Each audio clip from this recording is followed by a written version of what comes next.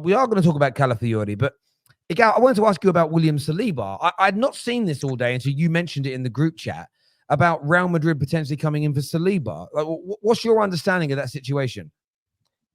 It's destiny that Saliba is going to get linked to the best clubs in the world, especially Real Madrid. They come for the best players. And let's be honest, at this moment in time, is there anybody in Saliba's age bracket that's looking anywhere as good as he is? This man, at every single level that he's played at, he's been an absolute beast. And I'm not surprised that the best club in the world, or one of the biggest clubs in the world, in Real Madrid, would come for a player. It just goes to show you how good of a player he is. Now, Am I scared or worried at this moment in time? No, Terry. I think it's a situation where they're obviously interested in the player. Kylian Mbappe, who's his friend, has joined the club. He's destined to join Real Madrid maybe 2 years down the line, maybe a year down the line. Sorry, some breaking news has just come through. Fabrizio Romano has tweeted after Calafiori green light to move and contract. Arsenal have made direct contact with Bologna. Talks between the clubs have started. No issue on Calafiori's contract terms. So essentially, he has agreed personal terms with Arsenal. Arsenal currently ahead. No bid from Chelsea so far. So look, I have seen some Arsenal fans, like Lee Gunner was in the chat earlier, big up yourself, stating that he thinks that these links from Fabrizio are essentially, I don't want to put words in Lee's mouth, I'm paraphrasing, but a lie, not true, and that he's doing it to help his mate out. I'm not too sure which mate he's referring to. Let us know, please, Lee, so I don't get that wrong. But another big credible update. This kind of shows, if this happens, it shows me you shouldn't ignore the small publications from international countries that typically break these stories first. But we'll come back to Saliba in a minute. Calafiori to Arsenal, personal terms, according to Fabrizio, agreed. Clubs now negotiating. How excited are you about this potential deal? You're on mute, mate. Sorry, it makes a lot of sense to go solve a problem area that we had last year. The left back area was an issue. We had a lot of players playing in there. Nobody could really mark down and take down that position as theirs. And we had guys who are right-footed players destined to play there, like Timber, who was supposed to play there. He's a right-footed player, if I'm not mistaken. You had Tomiyasu playing there as a right-footed player. You had Calafiori playing there, who's not really a left back. He's more of a left center back, but he did a decent job there. And Zinchenko was injured for the majority of the season. Kieran Tierney, we know his injury history. So Arsenal are just trying to find a way to improve their first team. And there's not a lot of areas where you can really improve our first team besides trying to find a striker, another midfielder, or left back. So it's a problem area, and it's good to see that they went for maybe the area in which you have the most scope to find a player, and they just said to themselves, this is the player we're going to go for. And it's nice to see Arsenal going for somebody who's highly touted. Juventus after him, Chelsea after him, all these players after him. Usually we shy away from battles like this, but it looks like we're going straight into this battle saying, you know what, we're going to take it head on.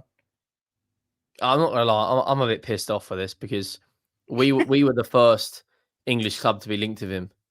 Then Liverpool, then Arsenal, then Chelsea, and now it looks like he's going to be joining you. I mean, towards the end of the season, seen clips here or there, but in the Euros, that he just walked in. What is he? 21 years of age, made that left back kind of role. He's a defender who loves to defend. I think this is a good signing for you lot. The only thing we have question now is obviously one of Kivior, Zinchenko, and Tomiyasu will leave because there's no way all three of those are going to fight out for two positions. And I think Timber will probably go into midfield. So the only question is, I think it'll probably be Zinchenko, but like Ferguson always built when he was on top.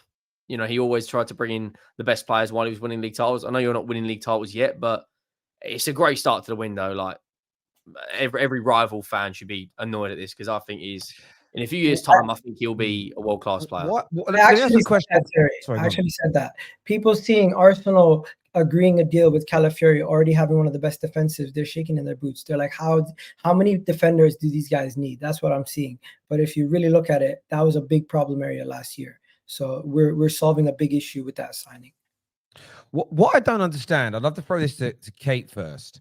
Why there are some Arsenal fans online that are absolutely fuming. I've seen some videos, I've seen tweets. Why are some Arsenal fans, in your opinion, fuming about potentially signing one of the best young, talented centre backs in Europe. What is there to be angry about when it comes to that? As someone who can honestly say I can't think from an Arsenal fan's perspective, because they're our utter rivals, I have no idea. To me, that's baffling. This guy is young, he's talented. I know Henry said that Spurs were looking at him, but realistically, Spurs were never going to get this guy in a million years. You know, he's got his pick. I don't think Arsenal will get him. I understand the links, and I hear what Fabrizio Romano's saying. I don't think he'd go there. Bit of that's hopium as well. But I don't understand. For me, this is exactly what Arsenal are doing. They're looking at these real young, talented players to bring in and build, and ready for the future, because you want longevity. Once the success starts coming, which it will for Arsenal, they're on the brink. We can all see that. You want it to have the longevity to continue. So year in, year out, it's no good just winning a trophy and then dropping off. You need it to be consistent. So for me, if Arsenal get this over the line, this is an absolutely fantastic signing. I think this guy is quality. Yeah. You see, when people tell you that I'm going to do my research, this is one of the players that you don't necessarily need to do too much research, because everyone's already done it. It's already out there. And how many times over the last couple of years, Terry, have you seen Arsenal potentially being linked to a player and you're like, who is that? Nobody knows that player until Arsenal links him and they go and sign him. Now it's like, now that we have a very decent squad, we can go and spend more money in certain key problematic areas and get some of those big signings. Because when it comes to young left backs or young left-sided center backs, you can't name too many that are more sought after than him right now. He's perfect for the way you play, because like his actual position when he come through. I can't remember what was it. I think he might have been Rome or no. He moved to Switzerland when he was young, but his actual role is a left midfielder. So he actually gets up the field a lot, and I think didn't he get the assist to that equaliser against Croatia? So, and which is perfect for what you want to do, breaking down low blocks. Plus, at times if Ben White when it goes forward, you go into a back three and he can play centre back as well. So, like in terms of the way you play, it ticks every single box. I think. The three positions I think you need a DM, but now I think Timber probably will be that, and I think you'll go all out for a wide player. If you get a wide player in, and we're not done. We're gonna get a midfielder. Well, there's now reports coming out. You're gonna do 180 odd million pound this window. Yeah, I was just going to say, Arteta come out himself and promised that it's going to be very aggressive this window, which is exactly what rival fans don't want to hear, really. One thing I'm keeping my eye on is the Cronkies. Are they now going to be satisfied with being in the Champions League? Are they going to be satisfied with having a team that's really good up there? Or are they going to continue to strengthen this team and not let anybody try to catch up to us or overtake us? Because that's where we need to be at. We need to make sure we continue to strengthen. And everyone's talking about a striker. You guys understand that you don't necessarily need to sign. I don't think you need a striker right away. You can find other problem areas and fix those. And if we leave this window without signing a striker, although it would be underwhelming in the sense that everyone was looking at. Is it underwhelming? Like, do you 100%? You scored 120 odd goals last year. That's not a team that needs firepower. You just need more goals from midfield. As long as we fix our problem areas and we win, we go on to win major honors. I don't think people will care. One of the problem areas is your left back, and now you're potentially going to solve that. So other than, I mean, I know Timber can play DM, but I don't think he's an out-and-out DM. But I mean, other than that, I don't think we're going to sign a midfielder. I think we're going to sign a midfielder, and I wouldn't be surprised if it was someone like Joshua Kimmich. So I don't think Kimmich will leave Bayern. I think, and now they've got Paulinho. I think he'll probably be. It looks like Davies is gonna be going Madrid to the end of the window. I don't think he'll go. I think that if I was an Arsenal fan looking at it, the big question mark is if Bukayo Saka gets an injury, who's on that right hand side? Because on the left you've got Martinelli and Trossard. You know, through the middle you've got Jesus. I know he's not prolific, but you've also got Havertz. On that right hand side you've got Bukayo Saka, and then the drop off. It's like flipping putting, Troy Parrott up front after losing Harry Kane. It's absolutely ludicrous. You're 100% spot on. And just to let you know, if we don't sign a striker, they're looking at strengthening the wings position more than just and spreading the cross across the midfield and signing a winger than just spending big on a striker. But if they ever change their mind and they do sign a striker, that's where I'm going to be concerned that they're not going to sign a backup for Saka. And signing a backup doesn't necessarily have to be a backup for Saka only. It could be an Eze that could be both a 10 and a winger.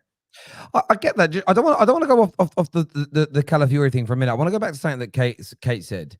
Why don't you think Arsenal will get him? What's your feeling around where he's going to end up?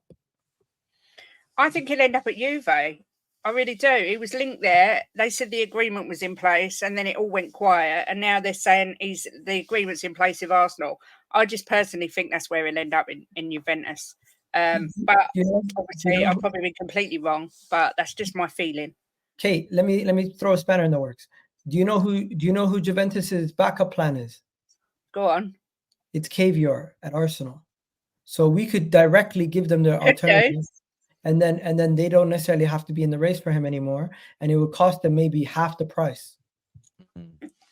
We should see how it unfolds.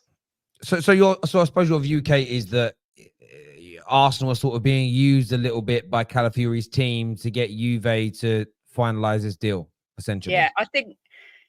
Yeah, I mean, I've read a lot of reports about Calafiori going to Arsenal, how it's not going to happen. There's ever such a lot saying that he doesn't particularly want the move. He wants to doesn't want to come to England, the Premier League yet. So it's just a feeling I've got. I'm hoping I'm right as well, obviously.